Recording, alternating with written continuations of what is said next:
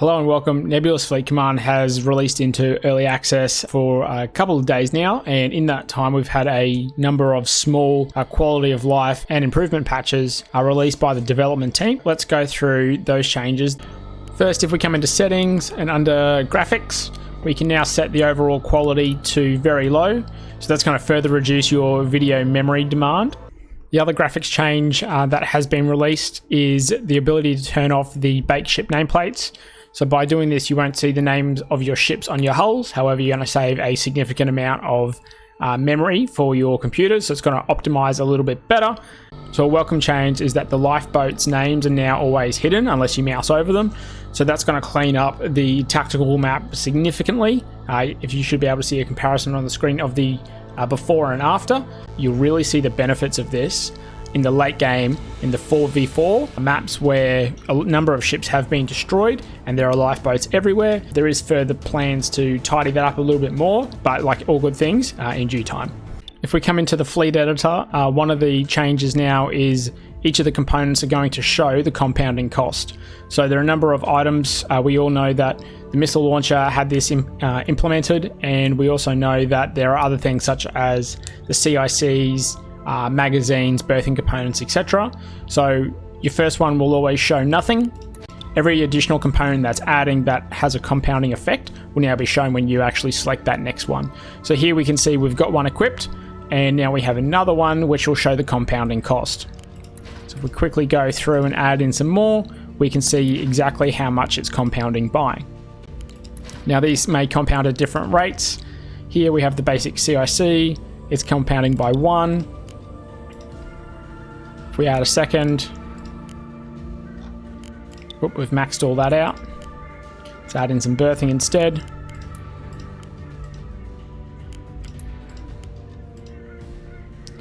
It's got more of a flat compounding rate. So that's just going to make it a little bit easier and a little bit more user-friendly, so that when you're setting these things, you can understand why some are scaling higher than others and what that scaling cost is. Now, a few changes to the tutorial. First, it's a lot easier to find tutorial on the main menu. It's now listed under campaign/tutorial as opposed to previously campaign. Now, we also have the ability to see the former messages previously displayed within the tutorial. So we do that by pressing the escape key.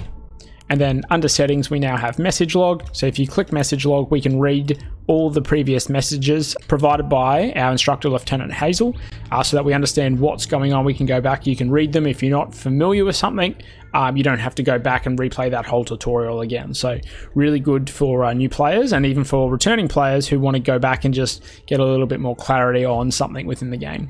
Still in the tutorials, we can now use the signals, so you can set your TRPs and you can practice to your heart's content using the TRPs to engage enemy targets using missiles. So whilst we're here in the tactical map, let's have a look at an enhancement to a pre-existing feature. Ships were able to retreat from combat if they move too far out of the game map. We now have that further identified and highlighted to us as players through the yellow dotted line, handily named the withdrawal line. So if your ship moves past the withdrawal line, then a countdown will appear on the screen, informing you that you have X amount of time to move back into the game before that ship is withdrawn from combat and you're unable to use it. So this is really handy. It's a completely different color to all other lines within the game, so it really does stand out. You'll also notice that when issuing a movement order, that line's going to move up and down along the plane that your movement cursor is on. So as we go further down, you can see that withdrawal line closes in, so it looks like we're actually fighting in a sort of a spherical map, and likewise as we go higher, the same occurs. So regardless of where you move, it's going to tell you exactly where your ships are in the battle space and not have you accidentally withdraw now, like it has happened to us all, no doubt. So we've had some changes to the sphere widget. This will apply for both movement orders that use the sphere widget or to the weapons. We'll use a weapon system to demonstrate this. So now that we've opened the sphere widget, we are actually able to see a number of additional pieces of information displayed to us that let us know what we can and can't do. So now it shows if you hold the left mouse button and drag, it's going to pan your camera around. You could always do this, but it wasn't as obvious.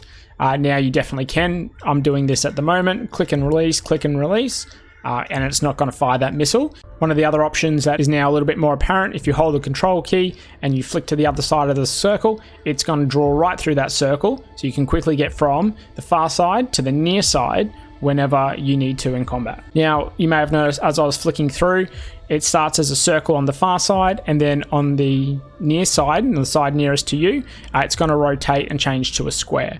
So this is going to happen to show either your cursor or a target projection from a point of interest or another ship onto your sphere widget if you are on the far side or the near side of that sphere widget. So if we go into the tactical map, we can demonstrate this by setting a TRP in front and a TRP behind.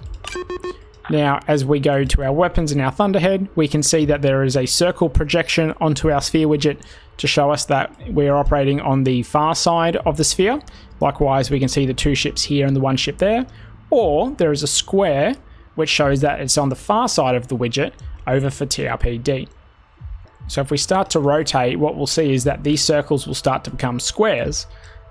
So see here that TRPD is now a circle and TRPC is a square, as is, again, this is a nice quality of life improvement. When there are a lot of ships, when there are a lot of signals and points of interest that you may or may want to not engage, this is going to really let you see, well, am I on this side or am I on that side? Where is my mouse doing and what do I want to engage?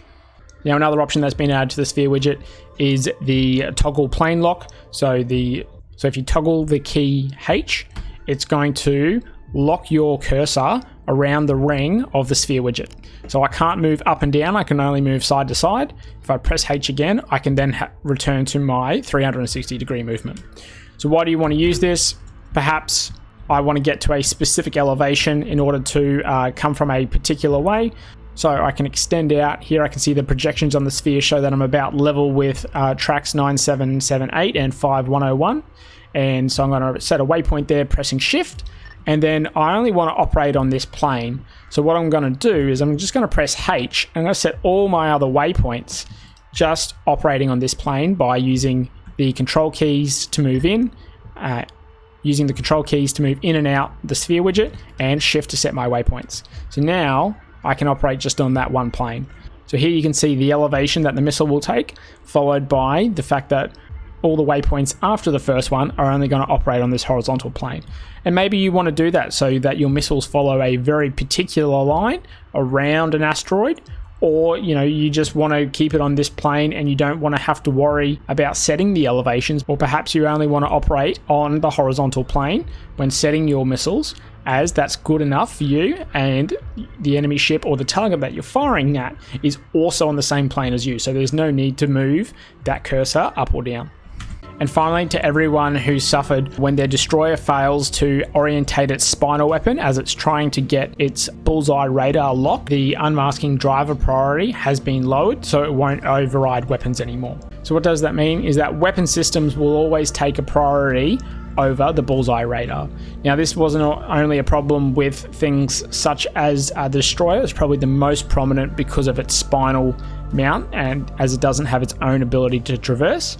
However, if you've encountered this on any other hulls, it'll now apply there as well. So you'll always be able to get your weapons engaging, and then the radar lock will be a secondary effort after that. Alright, well that's it for this update. There are always updates coming out, so I'll continue to bring these in a more timely manner, particularly as we get closer to the missile rework, which I'm looking forward to covering.